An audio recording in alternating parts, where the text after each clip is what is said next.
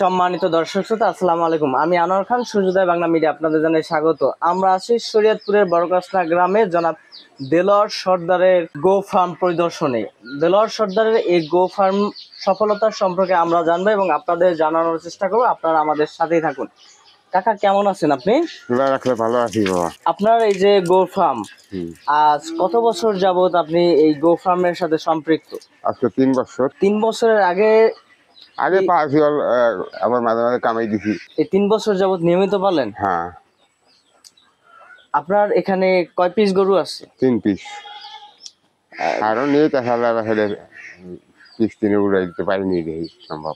আপনার এলাকা পরিদর্শন করে আমরা যতটুকু দেখলাম, বুঝতে পারলাম যে অনেক খামারই কেমন জানি মাটিতে, সেই হিসাবে আপনার খামারটা মোটামুটি পরিষ্কার পরিচ্ছন্ন এবং পাকাপোক্ত করা, যেটাকে আমরা আধুনিক খামার হিসেবে ধরে নিতে পারি।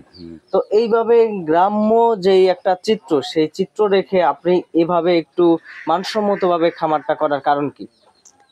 গরু পালার লেগা, গরু পাললে গরু এইভাবে কষ্ট দেওয়া যাইব। গরুর এবারে সুখভাবে থাকে, এইবারে গরু রাখতে হবে। আমার সে গরু ভালো রাখতে হবে।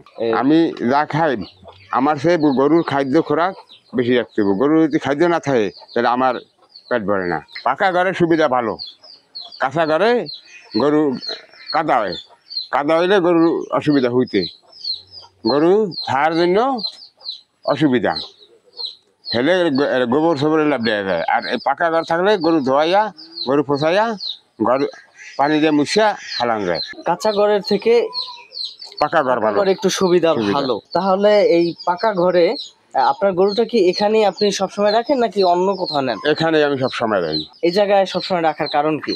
এই পাকার জন্য পিছনের গোবর আমি ফালাই দিই। হ্যাঁ, গরুর কোনো কাদা হয় না, গরু শুইয়া আরাম পায়। গরু খানা দানার পর গরু আমার এই জায়গায় হয়ে থাকে। আর ঠান্ডার কারণে হলো আমি পাকায় রাখি। মাটিতে মূলত ঠান্ডা লাগে, তাই না?